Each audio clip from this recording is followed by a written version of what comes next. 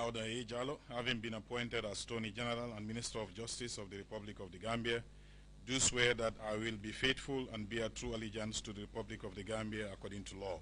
So help me God.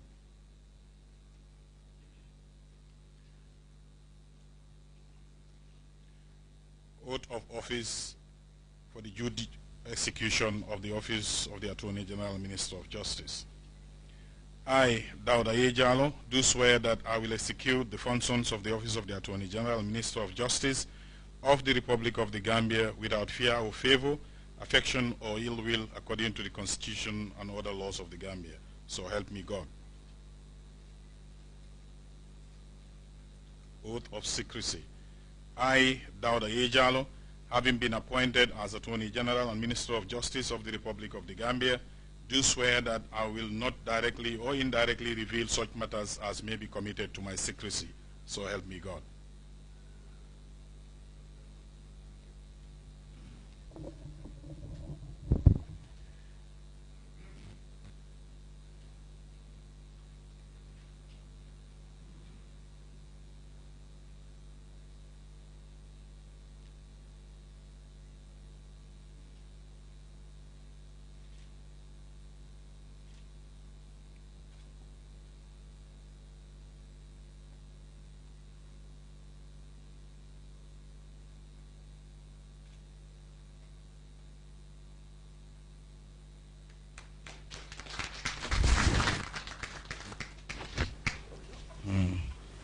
Next, Honorable Dr. Mamadou Tangara.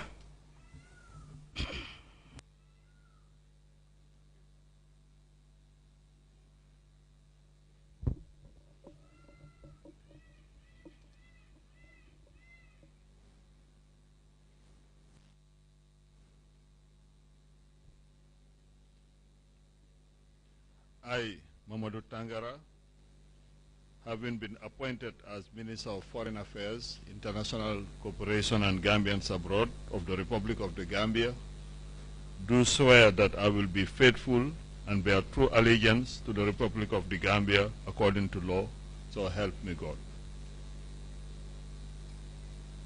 I, Mamadou Tangara, do swear that I will execute the functions of the Office of Minister of Foreign Affairs, International Cooperation and Gambians Abroad of the Republic of the Gambia without fear or favor, affection or ill will, according to the Constitution and other laws of the Gambia. So help me God.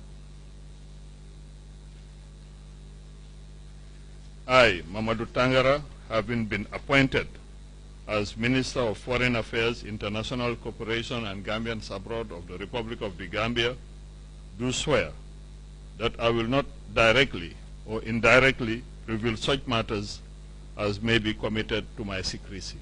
So help me God.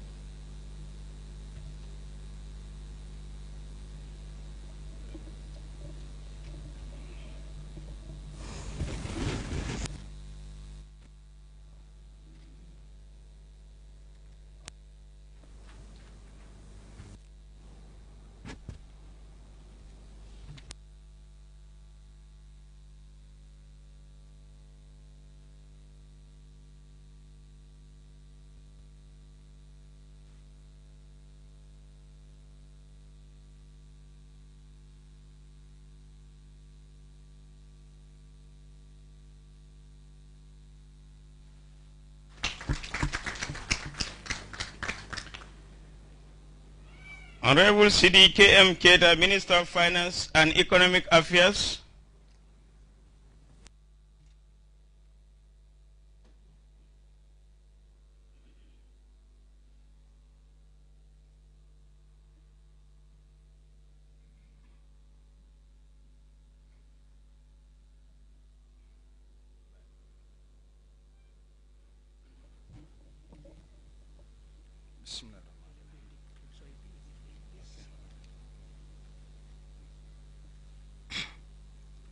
Oath of allegiance. I, CDKM Keita, having been appointed as the Minister of Finance and Economic Affairs of the Republic of the Gambia, do swear that I will be faithful and bear true allegiance to the Republic of the Gambia according to law, So help me God. Oath for the due execution of the office of the Minister of Finance and Economic Affairs. I, CDKM Keta, do swear that I will execute the functions of the office of the Minister of Finance and Economic Affairs of the Republic of the Gambia without fear or favor, affection or ill will, according to the Constitution and other laws of the Gambia. So help me God. Oath of secrecy.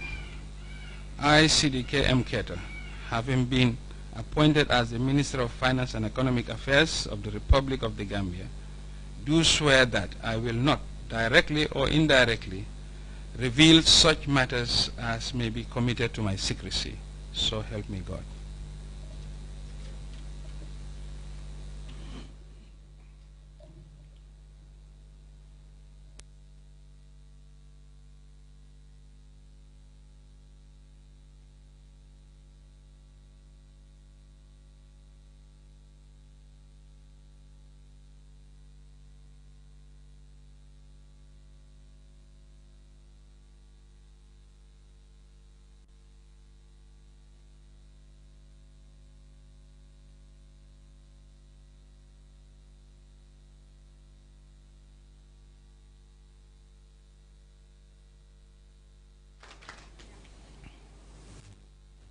Honorable Sri Modunjai, Minister of Defense.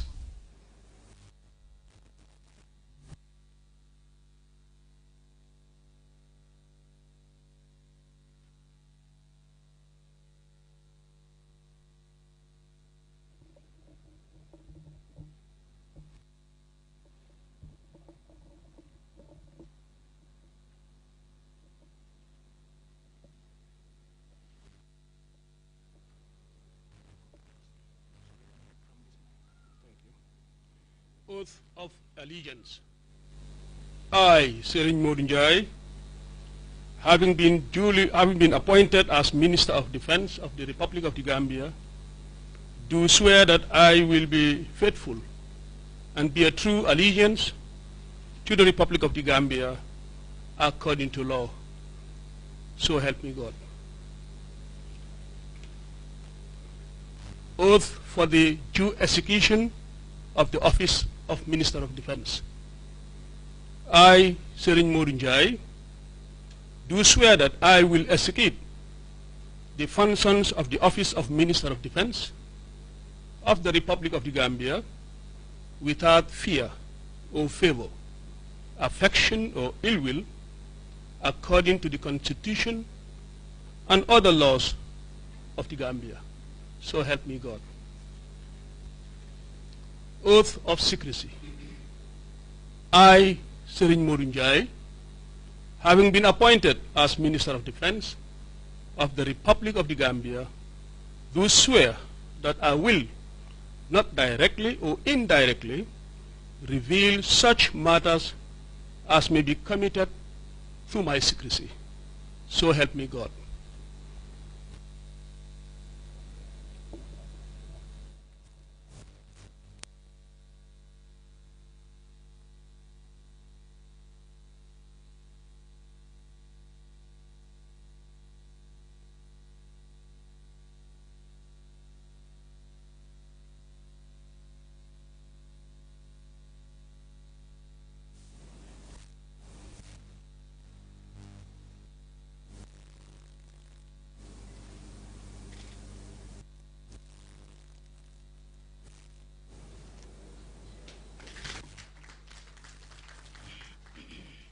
Honorable Siaka Sonko, Minister of Interior.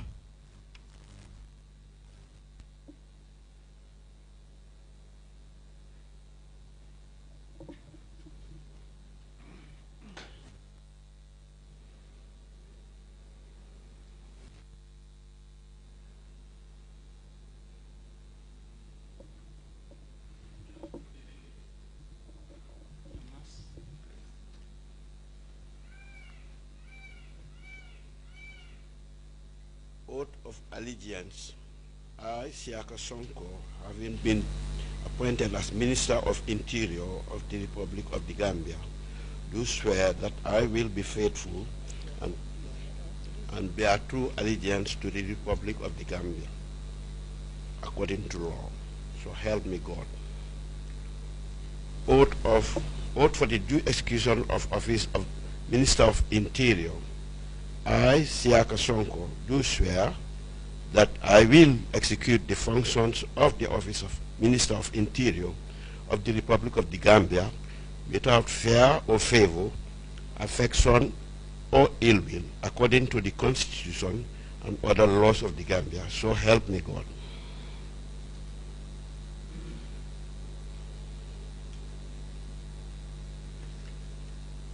Oath of secrecy.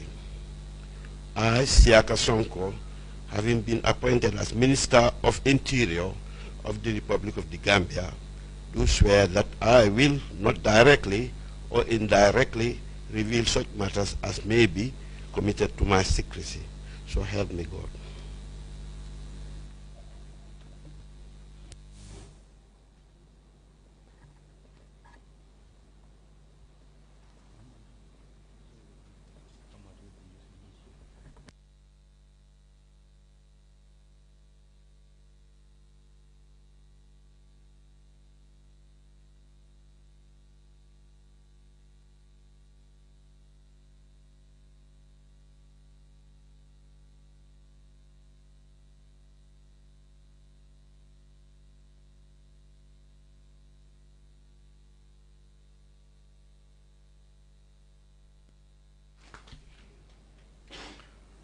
Honorable Hamad N. Keba, Minister of Tourism and Culture.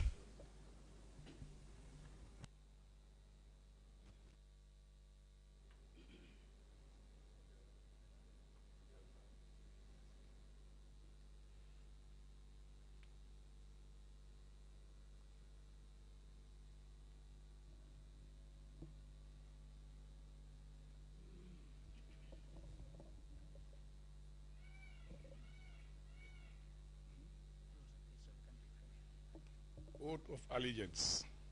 I, Hamad Ngany Kumboba, having been appointed as Minister of Tourism and Culture of the Republic of the Gambia, do swear that I will be faithful and bear true allegiance to the Republic of the Gambia according to law. So help me God. Oath for the due execution of the office of Minister of Tourism and Culture. I, Hamad Ngany Kumboba, do swear that I will execute the functions of the office of Minister of Tourism and Culture of the Republic of the Gambia without fear or favor, affection or ill will, according to the Constitution and other laws of the Gambia. So help me God. Oath of secrecy. I, Hamad Ngany Kumboba, having been appointed as Minister of Tourism and Culture of the Republic of the Gambia, do swear that I will not directly or indirectly reveal such matters as may be committed to my secrecy. So help me God. Congratulations, Honorable.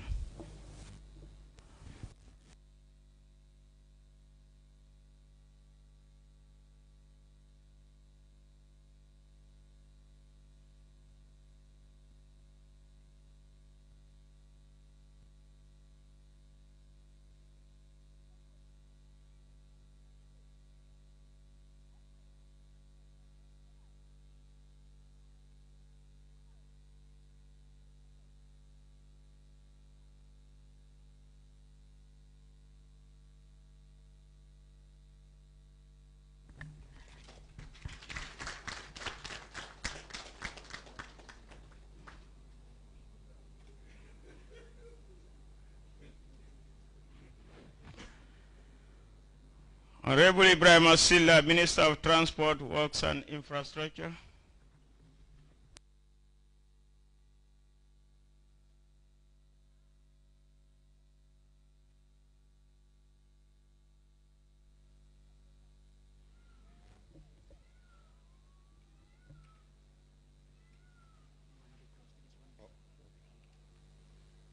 Oath of allegiance. I, Ibrahim Asila, having been appointed as Minister of Transport, Works and Infrastructure of the Republic of the Gambia, do swear that I will be faithful and bear true allegiance to the Republic of the Gambia according to law. So help me God.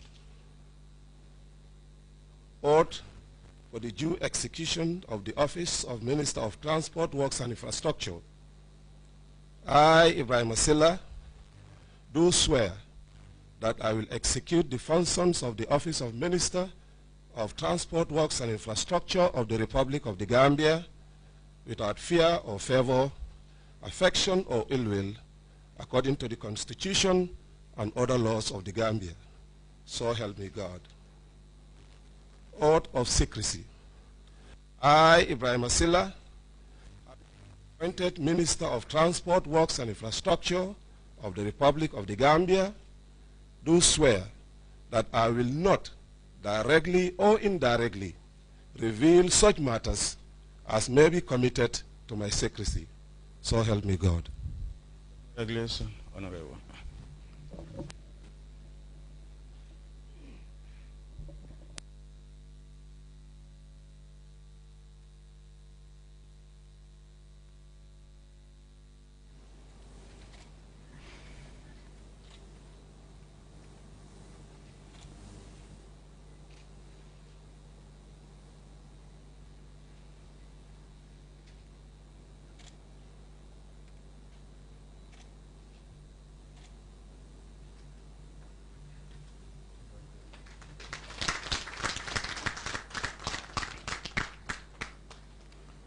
Honorable Musa Sehu Drame, Minister of Fisheries and Water Resources. Honorable.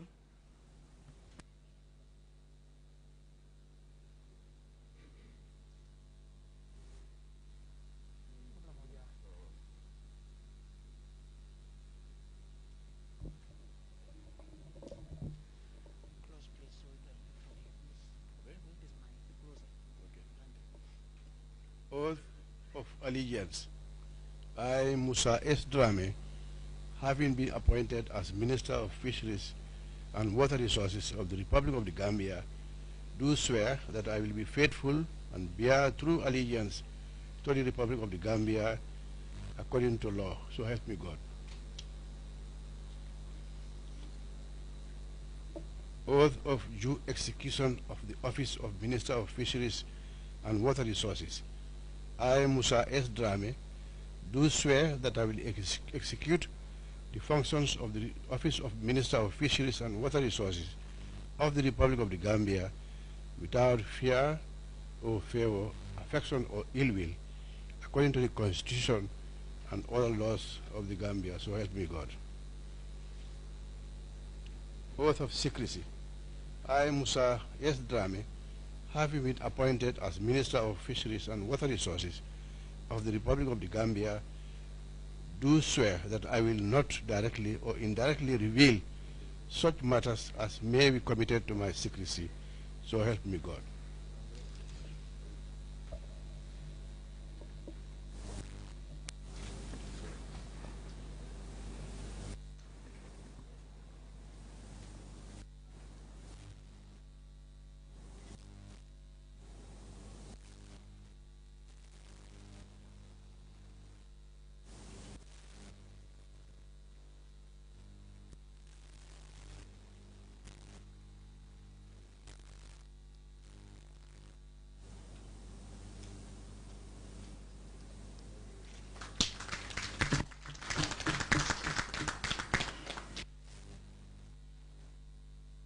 Honorable Dr. Ahmad Lamin Samate, Minister of Health.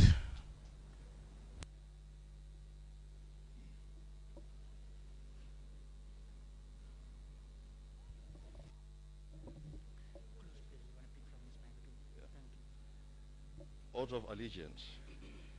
I, Dr. Ahmad Lamin Samate, having been appointed as Minister of Health of the Republic of the Gambia, do swear that I will be faithful and bear true allegiance to the Republic of the Gambia according to law. So help me Allah. Oath of the execution of the office of the Minister of Health. I, Dr. Ahmad Lamin Samate, do swear that I will execute the functions of the office of Minister of Health of the Republic of the Gambia without fear or favor, affection or ill will, according to the Constitution and other laws of the Gambia. So help me Allah. I, oath of secrecy. I, Dr. Ahmadul Amin Samate, having been appointed as Minister of Health of the Republic of the Gambia, do swear that I will not directly or indirectly reveal such matters as may be committed to my secrecy. So help me Allah. Thank you.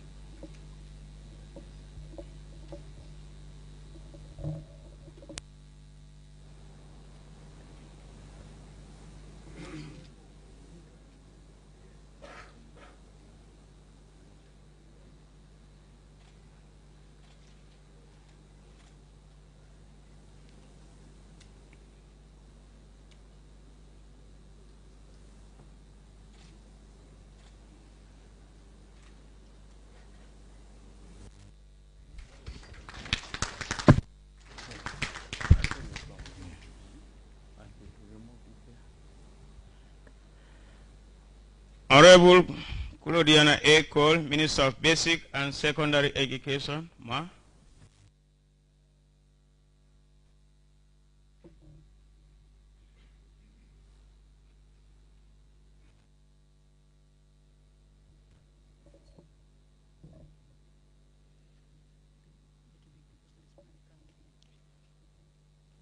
I, Claudiana A. Cole, having been appointed as Minister of Basic and Secondary Education of the Republic of the Gambia, do swear that I will be faithful and bear true allegiance to the Republic of the Gambia according to law.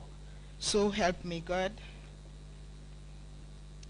Oath for the due execution of the office of Minister of Basic and Secondary Education. I, Claudiana A. Cole, do swear that I will execute the functions of the office of Minister of Basic and Secondary Education of the Republic of the Gambia without fear or favor, affection or ill will, according to the Constitution and other laws of the Gambia. So help me God. Oath of secrecy. I, Claudiana A. Cole, having been appointed as Minister of Basic and Secondary Education of the Republic of the Gambia, do swear that I will not directly or indirectly reveal such matters as may be committed to my secrecy. So help me God.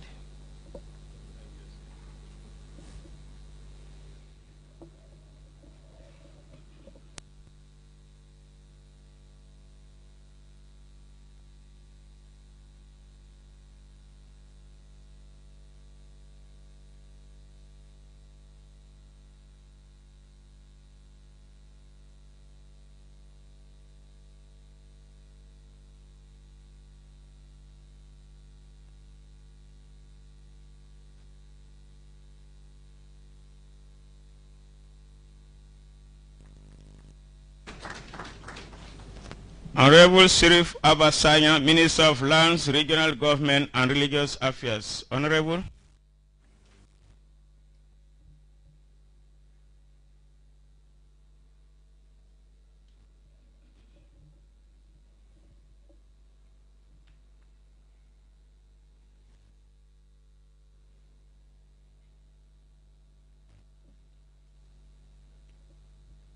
Oath of Allegiance.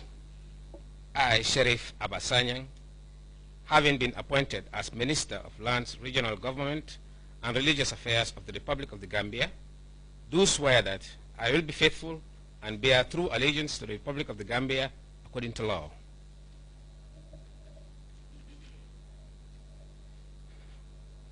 Oath for the due execution of the office of Minister of Lands, Regional Government and Religious Affairs. I, Sheriff Abasanyang, do swear that I will execute the functions of the office of Minister of Lands, Regional Government and Religious Affairs of the Republic of the Gambia without fear or favor, affection or ill will, according to the Constitution and other laws of the Gambia. Oath of secrecy.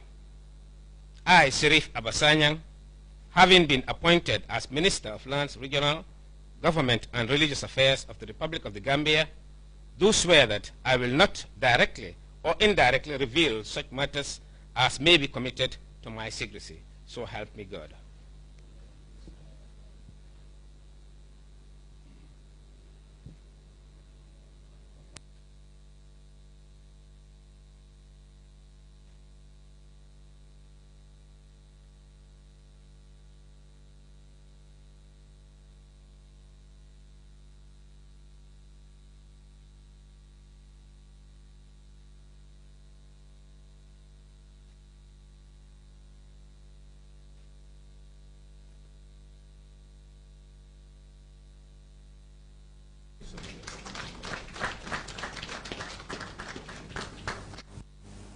Honorable Demba Sabali, Minister of Agriculture. Honorable.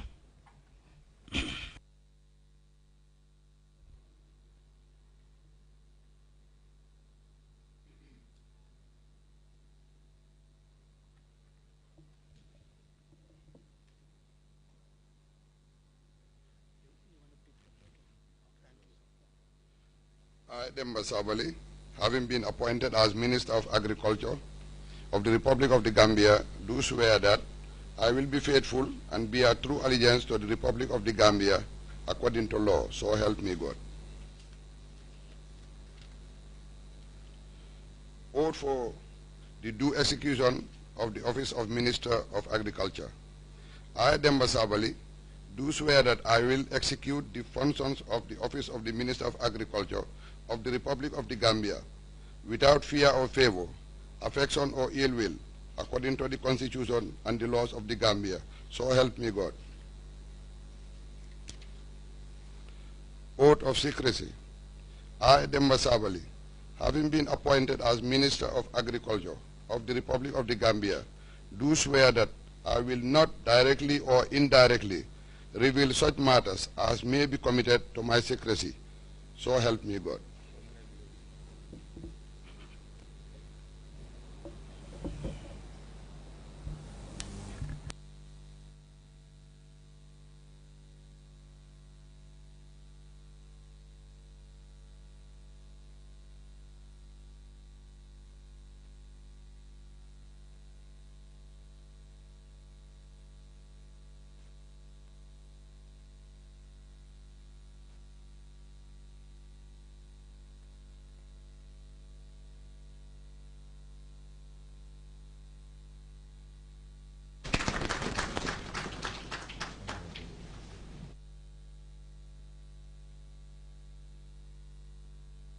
Science and Technology.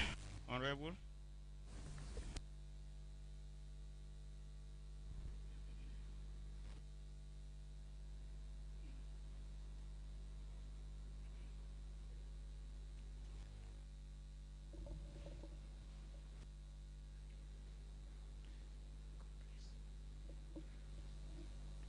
I, Professor Pierre Gomez, having been appointed as Minister of Higher Education, Research, Science and Technology of the Republic of the Gambia, do swear that I will be faithful and bear true allegiance to the Republic of the Gambia according to law. So help me God.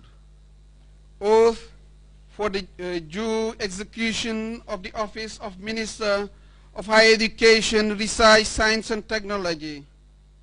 I, Professor Pierre Gomez, do swear that I will execute the functions of the office of Minister of Higher Education, Research, Science and Technology of the Republic of the Gambia without fear or favor, affection or ill will, according to the Constitution and other laws of the Gambia. So help me God. Oath of secrecy. I, Professor Pierre Gomez, having been appointed as Minister of Higher Education, Research, Science and Technology of the Republic of the Gambia, do swear that I will not directly or indirectly reveal such matters as may be committed to my secrecy. So help me God.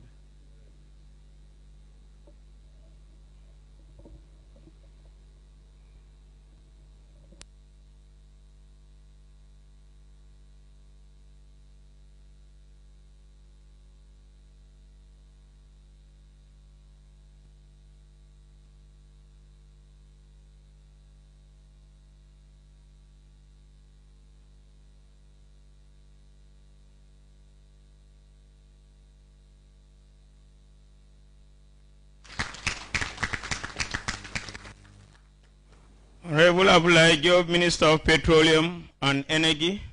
Honorable.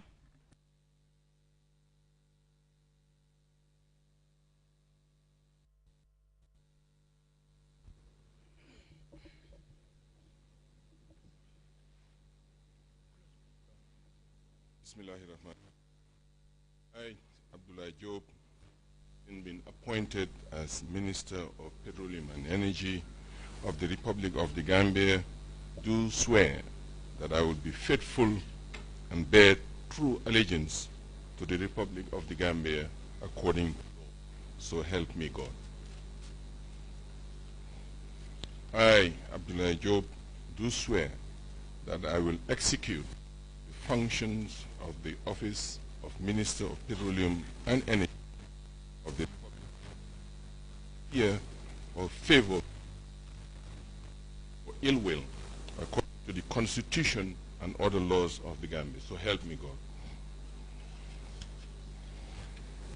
I, Abdullah Job, having been appointed as Minister of Petroleum and Energy of the Republic of the Gambia, do swear that I will not directly or indirectly reveal such matters as may be committed to my secrecy. So help me God.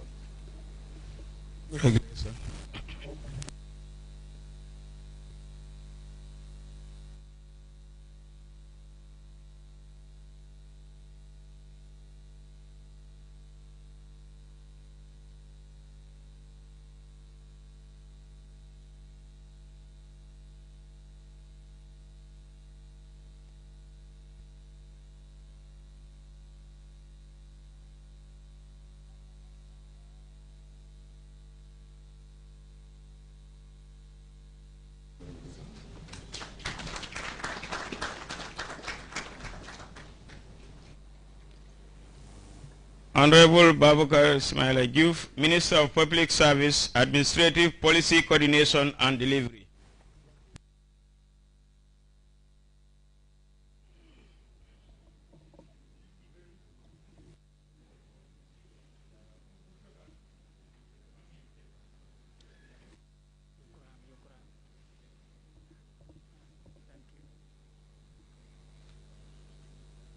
Oath of allegiance. I, Babukar Ismail Juf, having been appointed as Minister in charge of the Public Service, Administrative Reforms, Policy Coordination and Delivery of the Republic of the Gambia, do swear that I will be faithful and bear true allegiance to the Republic of the Gambia according to law. So help me Allah.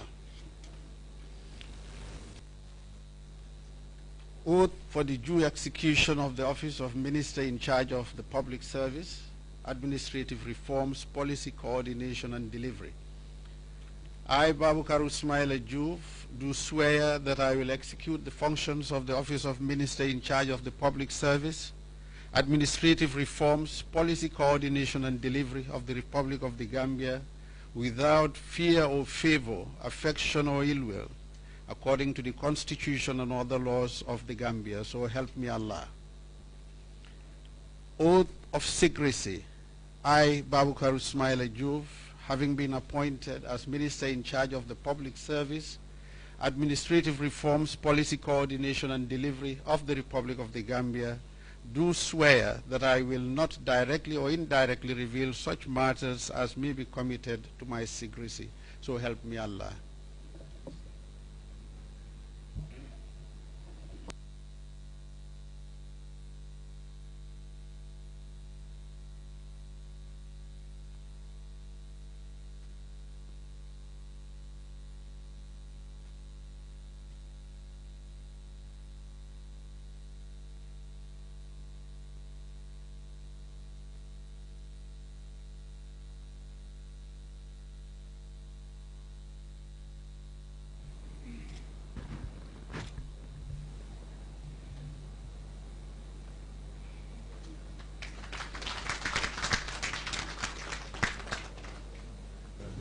Honorable Fadi Kinte, Minister of Gender, Children and Social Welfare. Madam Kinte.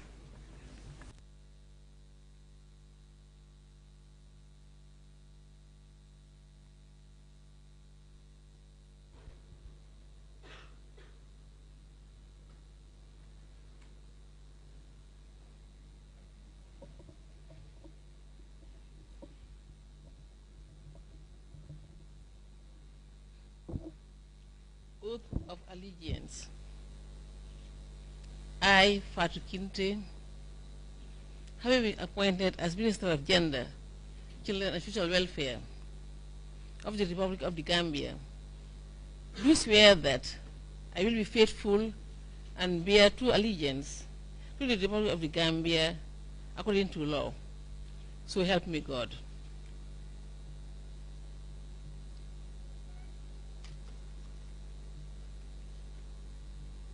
Oath for the due execution of the office of Minister of Gender, Children and Social Welfare. I, Fatou Kinte, do swear that I will execute the functions of the office of the Minister of Gender, Children and Social Welfare of the Republic of the Gambia without fear or favor, affection or ill will, according to the Constitution and other laws of the Gambia. So help me God.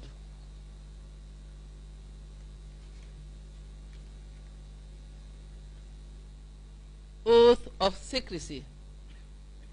I, Fatou Kinte, having been appointed as Minister of Gender, Children and Social Welfare of the Republic of the Gambia, do swear that I will not directly or indirectly reveal such matters as may be committed to my secrecy.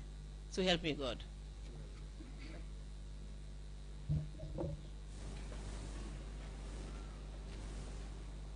Thank you.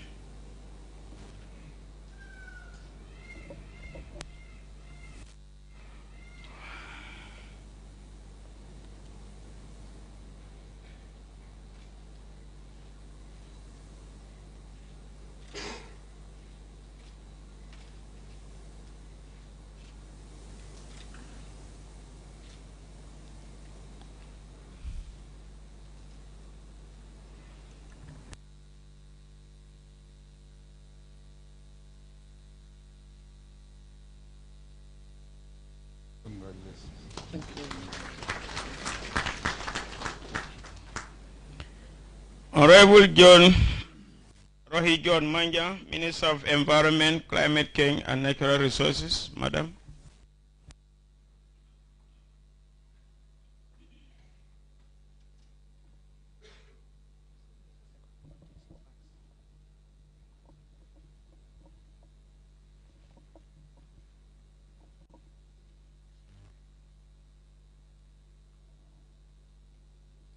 I, Rohi John Manjang, having been appointed as Minister of Environment, Climate Change and Natural Resources of the Republic of the Gambia, do swear that I will be faithful and bear true allegiance to the Republic of the Gambia according to law.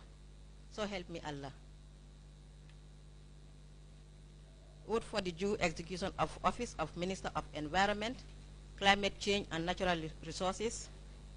I, Rohi John Manjang, do swear that I will execute the functions of the Office of Minister of Environment, Climate Change and Natural Resources of the Republic of the Gambia without fear or favor, affection or ill will, according to the Constitution and other laws of the Gambia.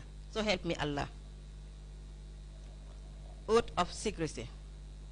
I, Rohi John Manjang, having been appointed as Minister of Environment, Climate Change and Natural Resources of the Republic of the Gambia, do swear that I will, not directly or indirectly, reveal such matters as may be committed to my secrecy. So help me Allah.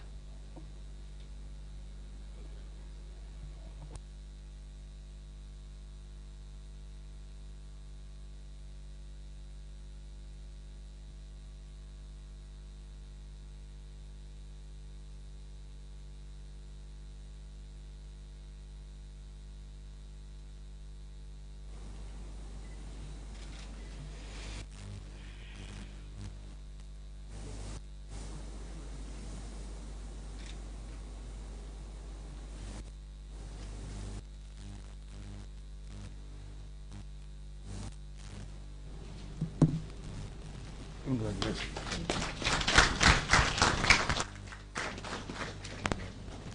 Honorable Lamin Queen Jame, Minister of Information. Honorable.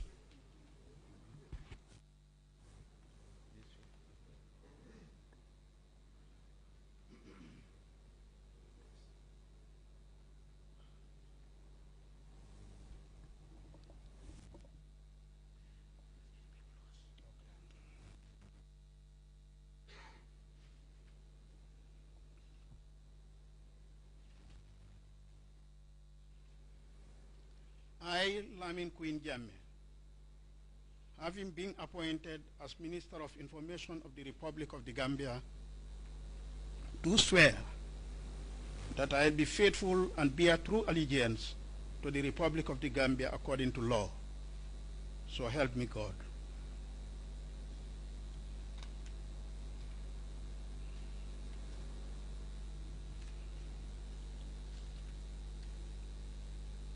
Oath for the due execution of the Office of Minister of Information. I, Lamin Queen Jammeh, do swear that I will execute the functions of the Office of Minister of Information of the Republic of the Gambia without fear or favor, affection or ill will, according to the Constitution and other laws of the Gambia. So help me God.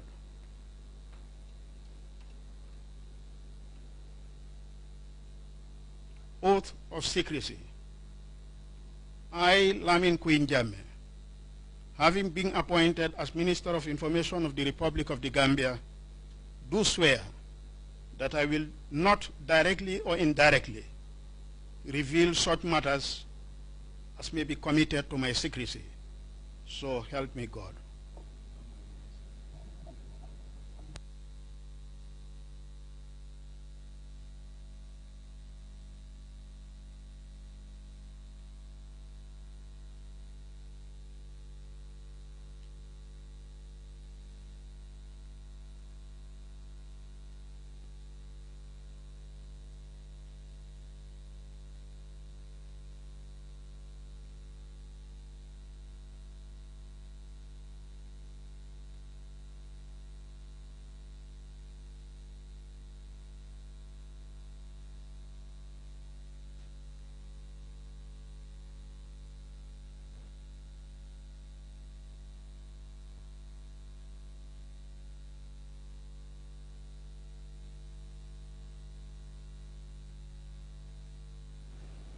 Honorable Bakar Y. Baji, Minister of Youth and Sports. Honorable.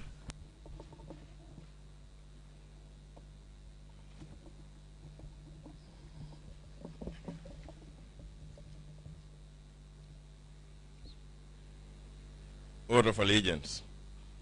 I, Bakari Y. Baji, having been appointed as Minister of Youth and Sports of the Republic of the Gambia, do swear that I will be faithful and bear true allegiance to the Republic of the Gambia according to law.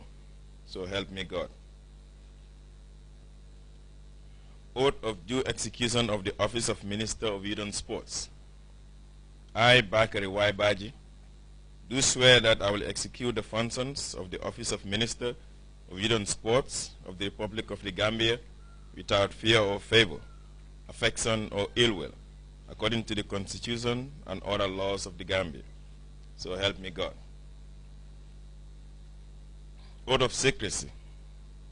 I, Bakari Y. Baji, having been appointed as Minister of Youth and Sports of the Republic of the Gambia, do swear that I will not directly or indirectly reveal such matters as may be committed to my secrecy.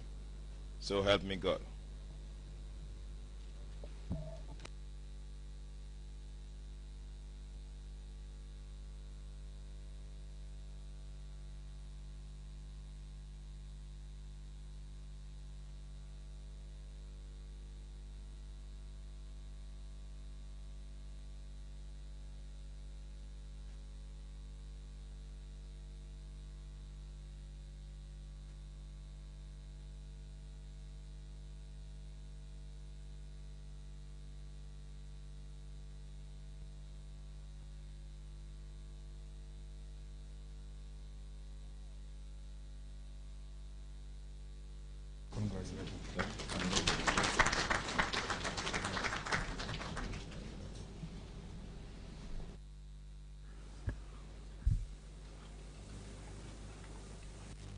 We recall that His Excellency the President of the Republic, Mr. Adama Barrow, acting upon the powers vested in him under sections 168 of the 1997 Constitution of the Republic of the Gambia, has appointed Mrs. Salimata E.T. Toure as Secretary General and Head of the Civil Service, As required by law, Mrs. Salimata E.T. Ture is to take the prescribed oaths, that is, oath of allegiance, oath of due execution of office, and oath of secrecy. Madam Ture.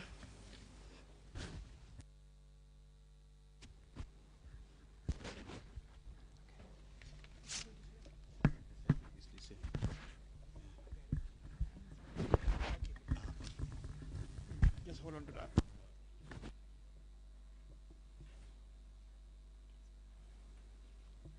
Oath of allegiance. I, Salimata E.T. Ture, having been appointed as Secretary General and Head of the Civil Service of the Republic of the Gambia, do swear that I will be faithful and bear true allegiance to the Republic of the Gambia according to law, so help me God. Oath for the due execution of the office of Secretary General and Head of the Civil Service. I, Salimata E. Ture, do swear that I will execute the functions of the office of the Secretary General and Head of the Civil Service of the Republic of the Gambia without fear or favor, affection or ill will, according to the Constitution and other laws of the Gambia. So help me God. Oath of secrecy. I, Salimata E.T. Ture, having been appointed as Secretary General and Head of the Civil Service of the Republic of the Gambia, do swear that I will not directly or indirectly reveal such matters as may be committed to my secrecy. So help me God.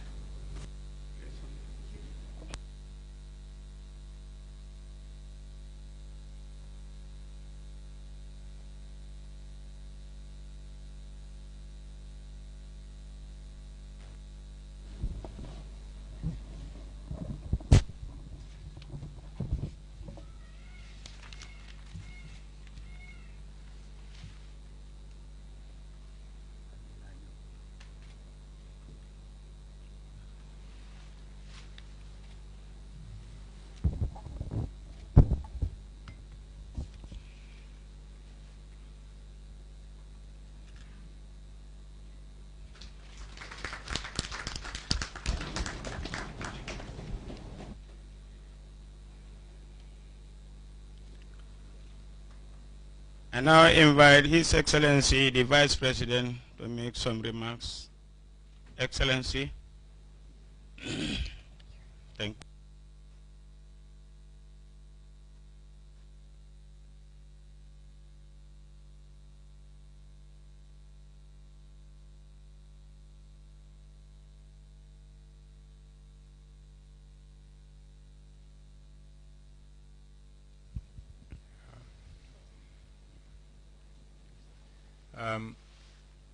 Your Excellency, the President of the Republic of the Gambia, Cabinet colleagues, the Secretary General, the Director General SIS, Cabinet Secretary, Chief of Protocol, service, military or security personnel here present, senior government officials here present, invited guests, members of the media. On behalf of my cabinet colleagues, I would like to thank His Excellency the President for giving us the opportunity to serve in cabinets. For those of us who are old-timers in this for the second time, and for the newcomers. And also on behalf of my cabinet colleagues and His Excellency the President, to welcome the new appointees to cabinets. The appointment to cabinet is a privileged one. But the position is not driven by privileges.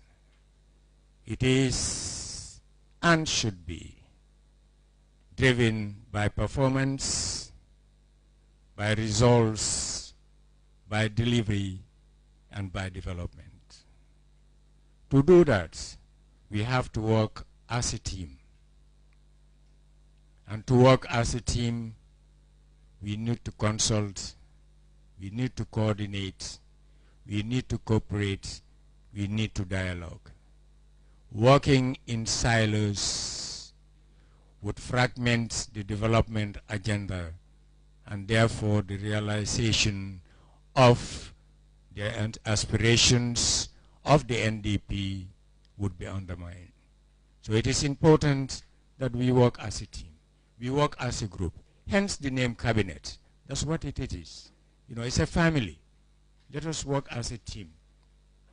Move the development agenda of this country to fulfill the expectations of the person who appointed us to this position.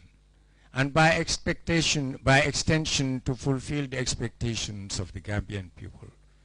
They expect us to deliver.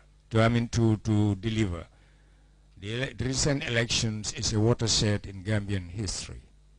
We cannot fail. We cannot afford to fail.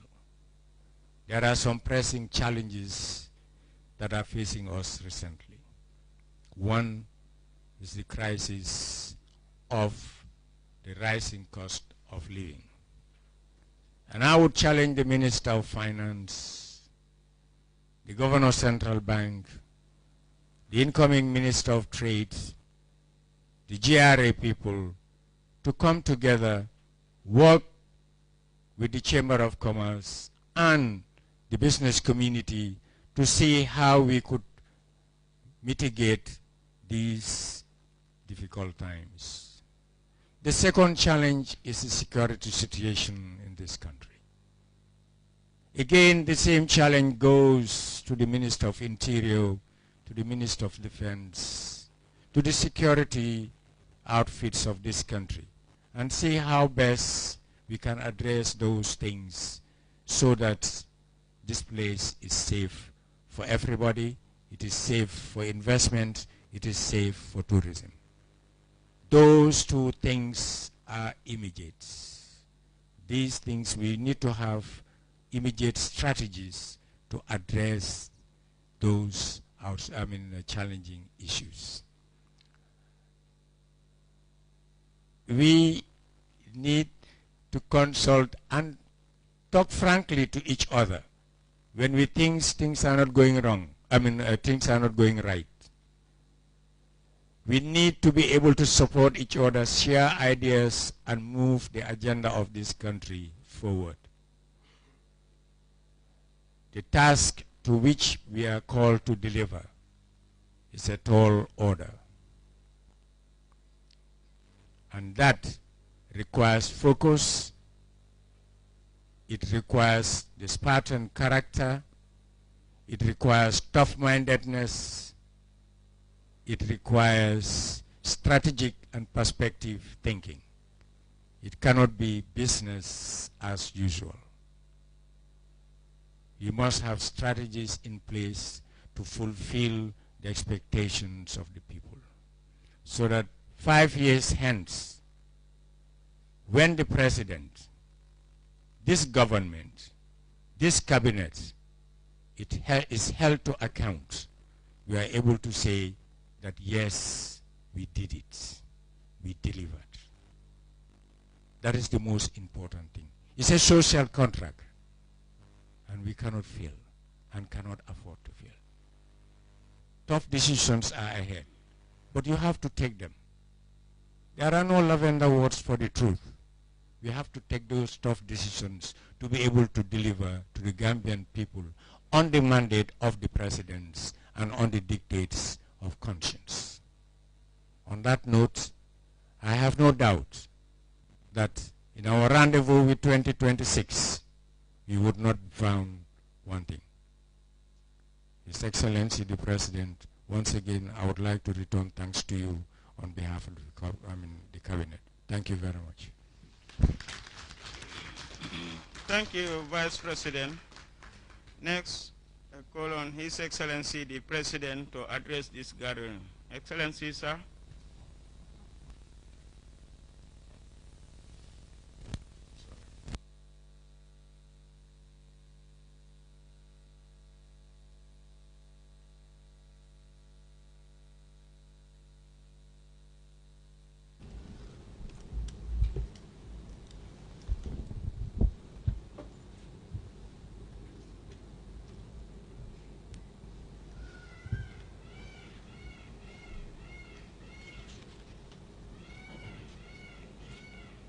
Your Excellency, the Vice President, honorable cabinet members, senior government officials present, distinguished ladies and gentlemen, members of the media.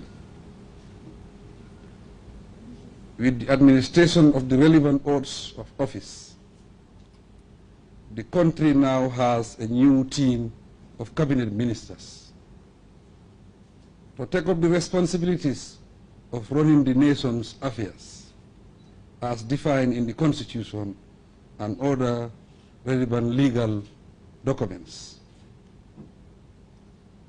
As one would expect, the appointment of these ministers signifies the trust I have in them and their ability to guide the policy direction of their various ministries. In close collaboration with their permanent secretaries and technical teams. Honorable members, on behalf of the entire nation, I congratulate you all on your new positions. And I thank you for willingly accepting to serve the nation at this level in government. I must warn you that while it is an honor to hold such high positions, the challenges you will confront could be as many and complicated as the tasks and roles you will have to perform both in and out of office. You have been identified and appointed at a time when our national institutions require strong leadership, responsive policies, transformative programs, and better results that can positively and effectively impact on national development and the quality of life in the country. Cabinet ministers are generally considered to be political appointments, but it must be realized that you will have to ensure that your ministries are run by competent staff with the right professional, administrative, and management structures in place to function efficiently. The leadership in government institutions sets the tone, the pace, discipline, and efficiency levels for the personnel. I challenge you to develop in your ministries a culture of high-level performance, productivity, and results within agreed time frames. This goes way beyond party politics. There are lessons to learn from the last 5-year transition phase. Although we register resounding successes, the need to brace up for greater achievements and a sharper approach to nation building is too evident to require emphasis. Your appointment to cabinet have come at a time when Gambians want government to be held accountable.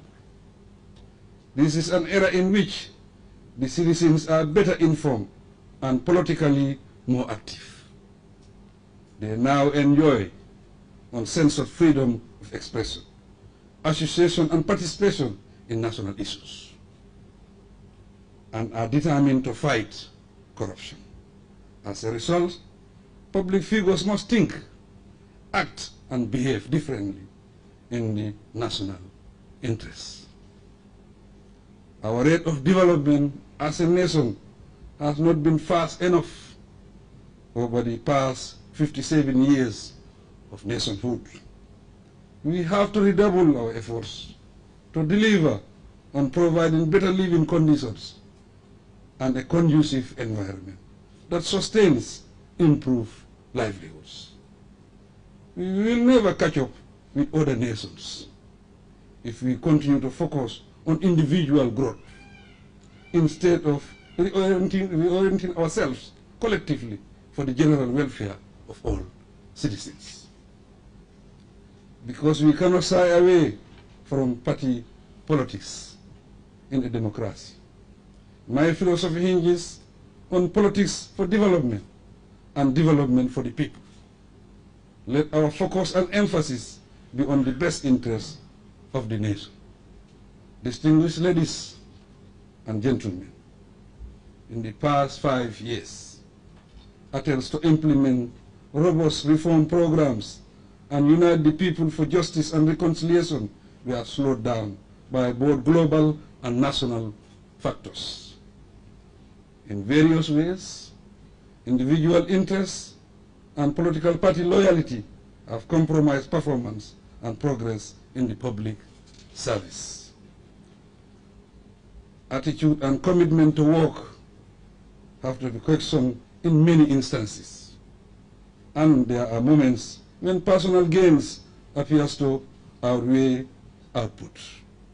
The result is that often performance levels fall below expectations.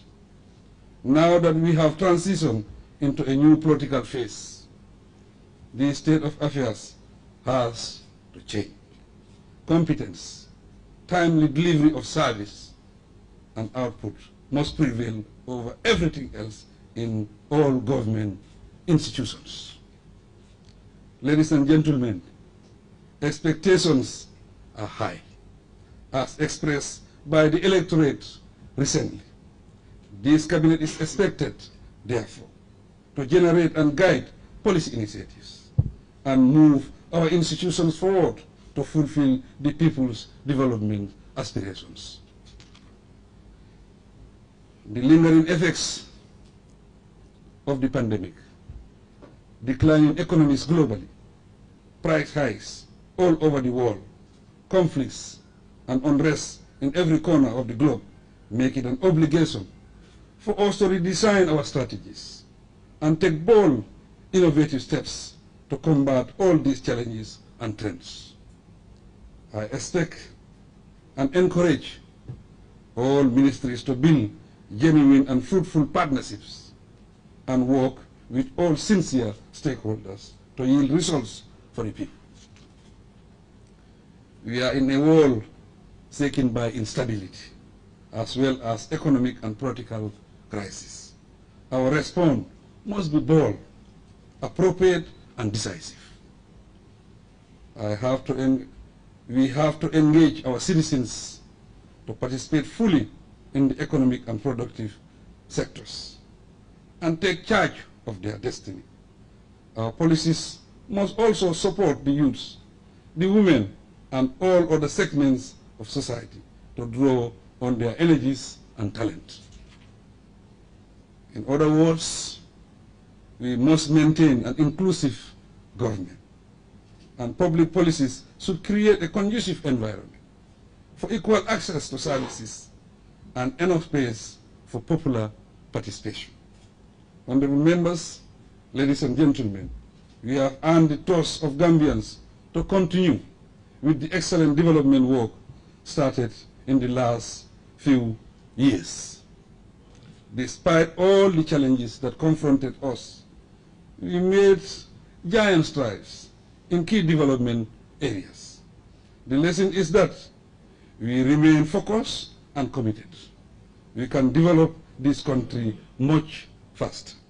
Distinguished ladies and gentlemen, I am obliged to express profound gratitude to the outgoing cabinet members.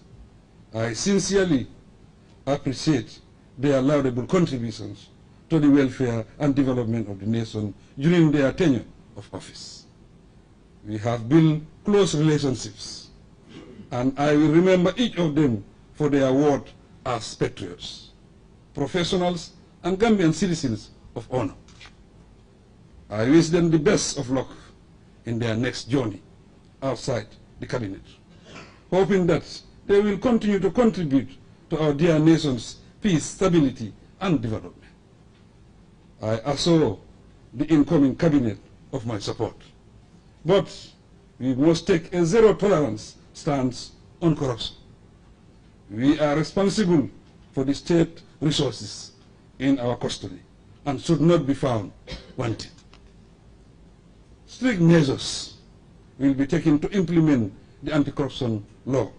Therefore, it is best we work towards making the Gambia a model country for public service delivery. I encourage you to work in harmony with sincerity and wisdom, while promoting peace, stability, and respect for the rule of law. I wish you well, and I pray that God bless our efforts. I thank you for your kind attention.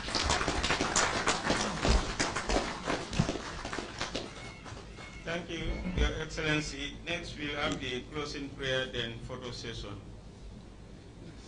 Prayer.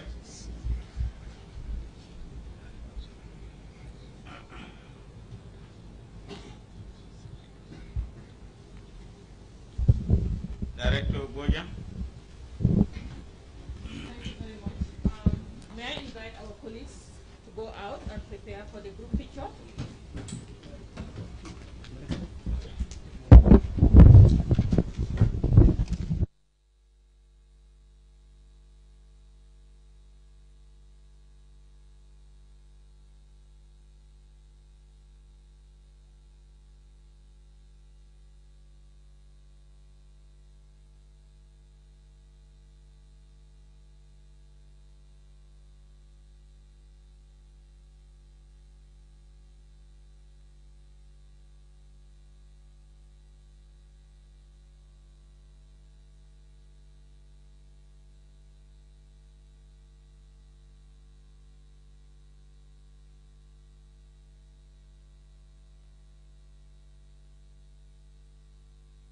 That marks the formal end of the ceremony. That is the swearing in of the new cabinet and the President of the Republic, His Excellency Adama Barrow, has been speaking there about the.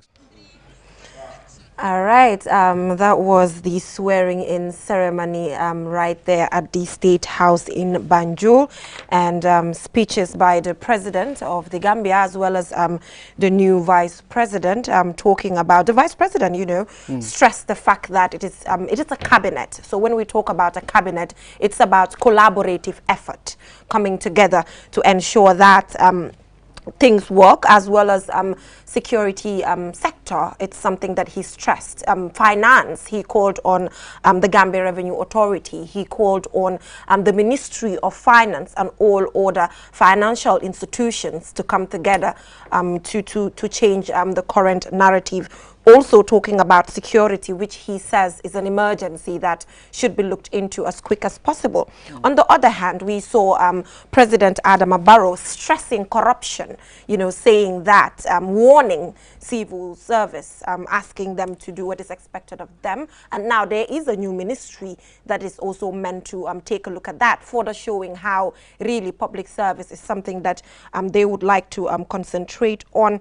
So just generally talking about politics for development as well, politics for development, and saying also that when it comes to the appointments of ministers, it can be seen as political, yeah, but it's about the technicians working. Prior to coming on air, I was just discussing with Mr. Mbouch as to how ministers are ceremonial instead of the technical guys, and that is just what the President of the Gambia reiterated, talking about the fact that the permanent secretaries, the other technicians, you know, they have to have the proper know-how to inform the ministers as to what to do and what not to do. So we will delve into the different issues that both the President and the Vice President have already delved into when it comes to the swearing-in ceremony there. Mr. Mbouch, we saw how much emphasis that the President has placed on the issue of corruption, you know, saying that if you're found wanting, you know, the law will act, you know, the anti-corruption law will act. There's not a commission yet, but going by this speech, it means that at any moment, you know, it is something that the government is working towards. Absolutely. He called it what? Zero tolerance. Exactly. Towards corruption. Yes. So it was quite interesting there. Yeah. For both the President and the Vice President as well, one gets a certain authoritative voice, yeah, in the delivery of the speech. Sober, calm, measured, no illusions. We know that we've got tough decisions ahead. And the president is saying that our national institutions really are in need of... All right, so Mr. Moch, we will come back to you shortly due to some little issues there. But then again, we will just remind you of some of the things that both the president and the vice president stressed. Ibrahima, the president talked about corruption. Corruption is something that he talked about repeatedly, and also saying that we are working towards politics for development. You know, we are looking forward to that instead of, you know, viewing some of these political appointments. Well, we cannot dispute the fact that it is political appointments, you know, but he's calling on, you know, the people under these ministries who are the civil service to do what is expected of them. And now a civil service ministry is there, meaning they are putting so much emphasis on having the civil service to work extra, to do what is expected, because there's this general notion, you know, that when it comes to the public service, it's about we will not do the right things. Well, Janawa, the president have said it, and it's very clear. I mean, each and every person, you have to take up your responsibility. Well, it's one thing to appoint ministers, but it's another thing to help them execute their duties. I'll take you back to some of the things that the vice president mentioned. He said it's very difficult to make certain decisions, but at some point, you have to make these decisions because, I mean, for you to be able to sit for the next 5 years and you say, okay, whether I have done good or not. I mean, it's a matter of basing yourself and doing the right decisions. And of course, he said it's not business as usual. And I think we need leaders that will come and say these kind of words and make sure they implement them. I mean, it's not business as usual. Yes. We have a country to move. We have a country to develop. The president also mentioned, he said, I mean, when you look at the past 5 years, they've not been so much. I mean, due to political issues. I mean, so it's like it's high time for us to put all those things aside and, you know, look for a brighter future. So I think these are very important. I mean, looking at the newspapers today, we see how farmers are complaining about the current financial situation in the Gambia. And we saw how the vice president stressed it, calling on the Gambia Revenue Authority, calling on the Ministry of Finance and other financial institutions to do the right thing to move the country forward as to the current financial problems, obviously, which is not really directly based on the way governance is happening in the country, but based on, you know, international factors such as the Russia-Ukraine war, the COVID-19. We need to also take a look at that. But putting that aside as well, you know, in-house, there are certain adjustments that need to be made to actually... We must see how to help, I mean, how to put certain things in place. We all understand right now the world is going through so much crisis. Some people might not understand. They blame certain things on governments, but it's not African governments sometimes. It's the situation. I mean, these are things that are coming from other places. But what we can do as a country is to see how best to put the right measures so that at least if there is any issue, you know, we should be able to help our people. And again, I'm happy about the fact that the president realizes that Gambians are hungry for accountability, because that is one thing he talked about. Now Gambians are at that point where they ask for accountability. And again, the vice president coming to say, we will be held accountable in the next 5 years as to what we have been doing. So it's good that the leaders there are actually aware. The narrative is changing because... Not yet. We are on the verge. We are on the verge of changing. The president also mentioned, he said, citizens are more informed and politically... This is a political era where citizens are more informed and they are ready to get enough information politically. So they all know what is going on. And at the same time, people ask a whole lot of questions. And they need to, you know, we are holding our governments accountable. So you can see we have a whole lot of civil organizations that are calling on governments, I mean, holding them accountable. So I think people are getting aware, you know, gradually. So these are very important. All right, so now, you know, the cabinet is there, sworn in. So now it's time to work. It's time to work, work, work. Absolutely. So we engage Mr. Mboch again. You were talking about corruption. We talked about corruption and how much really the president is stressing the issue of corruption and further calling it zero tolerance at some point when it comes to these issues. Absolutely. One gets the sense that, as he said, I mean, he demands sort of new attitudes that reflect what he calls the new phase in our political transition. He already accepts that. Right. The coalition, all of that now gone. This is a Barrow NPP government now that is on course. So, and then he also acknowledged that our national institutions really are in need of good leadership. Right. He acknowledged it as such. So he has brought in these people to really carry out the agenda that he wants to do. So if I'm going to take one sound bite from the whole speech of the president, it was just what you said, politics for development. Yes. So he realized that he needs to run these ministries efficiently for one to get that development, as it were. So I think that was why he said, this is not about party politics. Yeah. All of this, a lot of people were sort of expecting that most of these positions would be filled by members of the coalition that he had. Yeah. So he dodged that one. He didn't go there. So this is it. There would be criteria, if you like, for success. There would be targets. Absolutely, there will be demands on everybody. Even the vice president had actually thrown the gauntlet to all of these ministries. So we realize the situation we are in, the war, the rise of commodity prices. We know the problems we are in. So well, we'll see the what way happens. I mean, Mr. Mboch, I mean, it's like the past 5 years is sort of a trial phase. I mean, sort of. I mean, because a lot have not been done, although few have been achieved. But you know, we have a whole lot of stuff to work on. So all right, yes. so I'm just informed that Aliou Cisse is on the line and we can engage him as to the swearing-in ceremony there. I saw them about to take the group photo. So Aliou, thank you so much for joining us on the program.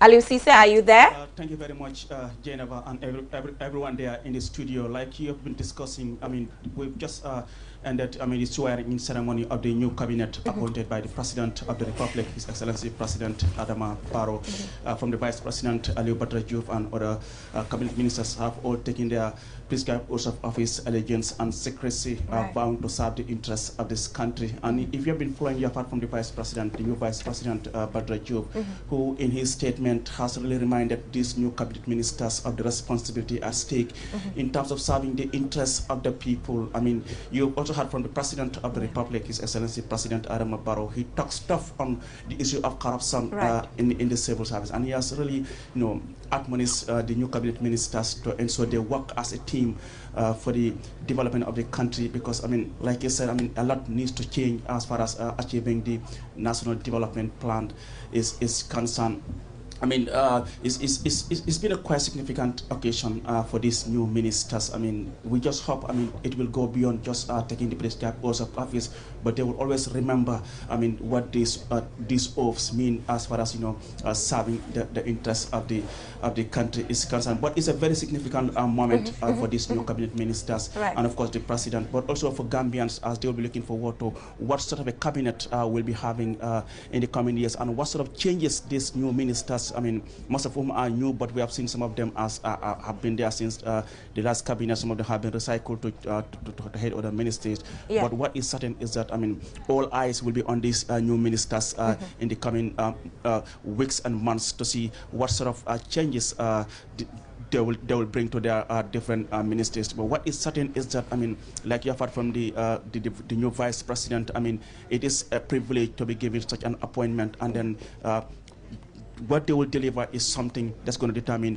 how capable they are as far as their new appointments is concerned. But like you are seeing on the background, the ministers are the newly sworn ministers are now standing, and then the vice president, the new vice president Aliou Badara Diouf, is now coming out from the cabinet. I mean, he was the immediate minister of higher education, research, science, and technology, and he is now been elevated to the position of the vice president of the country, replacing Her Excellency Dr. Aissatou Toure. I mean, you're seeing the new minister of finance, Sidi Keita, Dawda Jallow, minister of justice, Siaka Sonko, minister of interior, Mario Ibrahim Silla. Ibrahim Silla is the new minister, the Minister of Works. I mean, the president the president is now coming out from the cabinet room. I mean, to join his to join the newly sworn in cabinet ministers for a family photo, which is a tradition anytime new public officials are sworn in. So that's exactly what's happening here now. I mean, it's all smiles. I mean, they're all smiling. I can see that. Very important event here. That's the President of the Republic, His Excellency President Adama Barrow.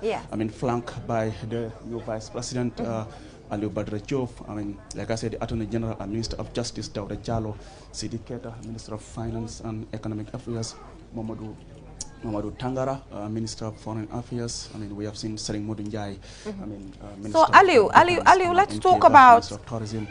Aliou, Demba Sabally, Minister of Agriculture. Yes, Jennifer. Yeah, so Aliou, let's talk about politics for development. That is what President Adama Barrow is calling for. What does that tell you, you know, as an individual who's been so much into reporting on political issues? What does it tell you if a president says, I am looking forward to politics for development? Jennifer, I'm struggling to hear you. If you can just go over your question again. Can you hear me now? Yes, I can hear you now. Yeah, so President Adama Barrow is saying that he's looking forward to politics for development. As an individual, as a reporter who's been, you know, following political issues in the country, what does that tell you? You know, looking forward to politics for development. I mean, Jennifer, this is significant. I mean, you realize that there's a lot of changes in this new cabinet compared to what we saw in 2017. I mean, many people will have been looking forward to having a cabinet full of political appointments, maybe people who are from the political parties that had really backed the National People's Party in the last presidential election. But, I mean, we have seen a different thing. I mean, most of these ministers here are not publicly known to be active in politics. For example, the Minister of Energy, I mean, Abdoulaye Diop. I mean, we've known that, you know, he has served previously as the managing director of NAWEC. I mean, he has been at Pura, and just recently he was at the OMVG office in Dhaka. He's back, I mean, to serve as the Minister of Energy.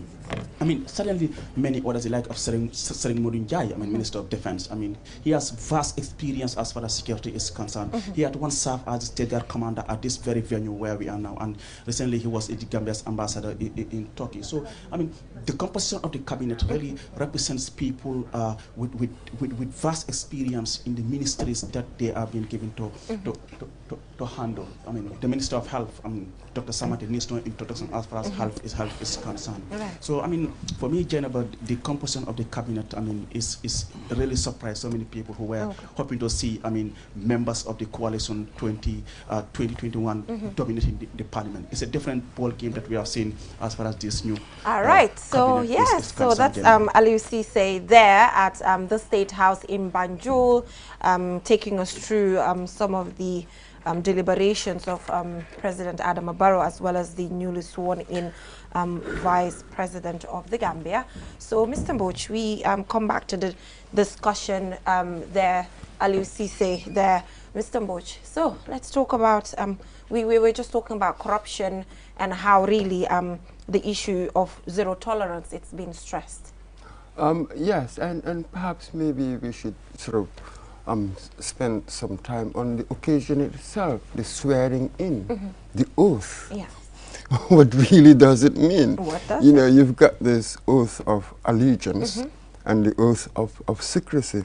For me, when they were taking the oath, I found this line quite fascinating. What a challenge, that you will dispense your responsibilities without fear or favor, affection or ill will. Extraordinary. So, to me, you have to take these things seriously. Even though it's a political setting, yet this oath, it's almost like you're declaring, it's a kind of covenant with providence. You know, it's a covenant with something higher than there. This is how we've done it. So, would it be meaningful how many times have we had this? And we've got to put it into context and hope that perhaps with this one, things might be different. Yeah. It appears as if the chief executive, that's really what he is looking for. You know what I mean? That's why all of us, you know, some of us, most of us, when we look at the appointments, we seem pretty pleased. There's somewhere we need to go. There's a direction we need to go. And it will help if you take your oath seriously. This is what cultivates, this is what brings in integrity, and that sense of patriotism, sincerity, exactly. and all of that. And of course, your wisdom then will be able to move on. So it's a very important occasion. It's important. I mean, looking at the ministers taking the oath, I mean, some of the lines, as you mentioned, and at some point where they mention, there is no point that they will reveal certain secrets. I mean, these are all very important lines. Right. I think that's where the job begins. I mean, that's where it all starts from. I mean, you taking this seriously, you know, okay, citizens have are expecting a whole lot of stuff from us. I mean, this position is entrusted to you, not because you are the only one who can mandate, but I mean, it is entrusted to you because you are trusted to run the institution. Yeah, but so, again, we see public service is something that, you know, throughout the changes, it's something that is stressed to some huge extent, you know, to the extent of coming up with a new ministry to ensure that, you know, the checks are there. So what does that tell you? On this platform, in several occasions, we've discussed how really the public service needs to be put in order to ensure that we move. And now there is a ministry to check. Absolutely. He realized that there was an issue there. I think that was a similar kind of thinking was also behind why he split Moise, Minister of Information, and had digital technology, because we also have that priority. That's the important thing. But this is it. The president realizes that this is it, the chips are down. Now it's about him and the new party. And now we got to deliver. You see, but I cannot deliver without having an efficient, good bureaucracy. Really, that was the motivation behind this. So there appears to be a lot of, there seems to be promise of so much expectation, so much promise. Will it be delivered? Well, that's another journey. But on the face of it right now, it appears as if there is a promising team in place. They are taking their oath. We hope that they will honor the oath and just go and do what you can. We know the difficult circumstances. Everybody knows that. Everybody understands that. So nobody's expecting any miracles from you, just your honesty and what the president said in the end, your sincerity and your wisdom. Can we ask for anything more? Well, that's simply what it takes. And the vice president is also talking about strategic policies. You know, strategic policies have to be put in place to ensure that we get the changes. But when, you know, it's a bit broad, because there are obviously different ministries which we cannot delve into individually, but something that we need to take a look at, because sometimes we bring in policies that at the end of the day we can't even implement. So when we talk about strategic, we're talking about having specific targets that we know we can actually achieve, instead of just beating around the bush when it comes to things that we need to achieve. That's what I said. He put it that way. So you realize that the idea of strategic, it's general. Each department, you're going to make your own strategic assessments of things. Yes, of course, the competence. Yes, when the vice president was enumerating all these different qualities that we're expecting from the ministers, I felt that he had missed sort of one to my mind, which is very important, called imagination. In the end, this is really because you're going to face extremely tough situations. He delved into that. Yes, extremely tough. But you realize that I may have all the facts, you know, on the table and all the statistics and all of that. But there is this interesting quality. People call it the highest form of intelligence, really. Imagination that can make you see through difficulties. You know, as they say, every wall is a door. It is imagination that turns it into a door. That is a crucial element of it, really, because public policy, to conceive public policy that would then be implemented and you get the right outcomes, it is so difficult even at the best of times. You know, let alone when things are difficult. So we need a lot more of imagination in dealing with problems and issues, far more, rather than perhaps sitting and Sometimes you get them complaining, oh, we don't have any resources, or we don't have this, we don't have capacity, we don't have that. Granted, but given what I have, what can I achieve? How can I maximize the little that I have? I think that is sort of that also, imagination one gives thing it. he talked about has to do with the institutional reforms process, because he's talking about the fact that party politics was some form of hindrance when it comes to achieving the institutional reforms. What do you think in relation to that as well? Party politics, institutional reforms? No, how I understand it is that, you see, you cannot remove party politics from multi-party democracy. And he said it right. He said it's a democracy and it's fair and granted. But it's just that when I'm making these appointments, there are more important considerations than party loyalty. Right. I think that was what really he was saying. Yeah. So, but then it served as a hindrance. That's what he was trying to also talk about. It could be a hindrance, or it could not, because when you look around the world, you know, countries that are doing well, some of them, they are party political there, so it doesn't automatically be a hindrance, but it could be, depending on how we use it. So here, he doesn't want it to use it where it becomes a hindrance, but an enabler. Something that enables you to do something. It's important. I mean, the president also mentioned something very important. Do not focus on individual growth, but national growth is also very important. When you look at it, he said, when you look at our rate of development for the past 57 years since independence, you know, things have been very slow. I mean, I think the new cabinet now, I mean, it's a challenge to change the way things were moving in this country. Let us put it this way. I do not think that the new cabinet is just a silver bullet. All we are saying that there appears to be promise. You know what I mean? So the delivery will come. I'm not going to prejudge anything here. We do not know yet. So the individualism, I don't even call it individualism. For me, individualism has more respect than that. Perhaps the selfishness, which is a slightly different word, that sort of has for a long time characterized sort of politics, public life, almost a kind of winner takes all kind of mentality. When can we break that mold? This is really what we are saying. We have to break that mold, because it's only by doing things collectively, with honesty, that we can really move. Individually, we really wouldn't. you cannot move anything. So government is not about feathering my nest. Almost as if I'm still within the colonial period. Government is just here to extract from the period, you know, from people. So you do have certain thinkers who think that we still haven't broken that colonial mold. You see, when you are in government, oh God, it's as if God has opened the skies for you. It's just to go and steal. So there's a mold that we need to break, otherwise we are all collectively damned, really. So before we go, what's your take on gender representation when it comes to the cabinet? You know, what's your take on that? We have about Ibrahima, we have about three, I think. Three women. We have about three ministers. Yes, exactly. The Minister for Basic and Secondary Education. We have the Minister for Environment. We also have the Secretary General, Head of the Civil Service.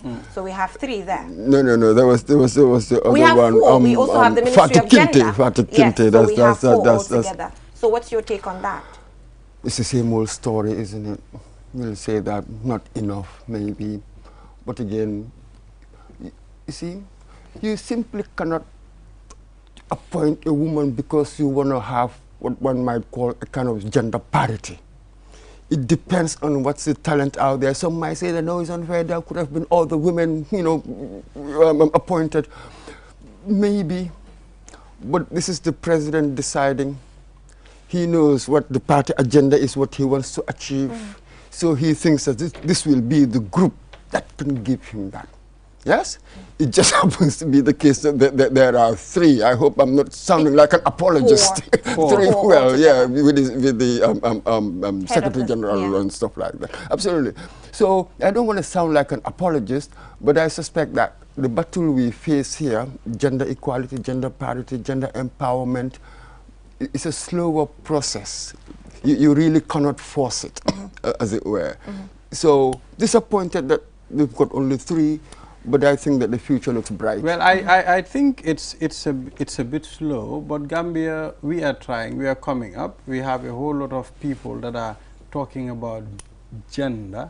At some point, we are open to different ways of life. Within education, they are coming up. When you look at girls' education now, the number of women we have in our institutions, you know, gradually, it will take time. Sometimes it doesn't happen in a day, but it will take many years to happen. But at some point, we will be there. All right, finally, we have about 2 minutes to go. I did not hear both the Vice President and the President talk about TRRC and its recommendations. I did not hear anything of that sort, which I was expecting, considering the government white paper is supposed to come out the 25th. Am I right, of May?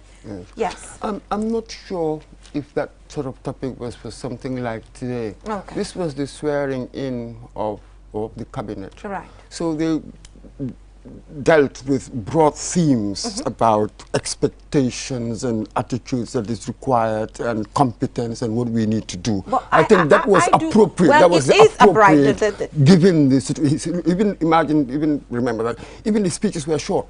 Okay.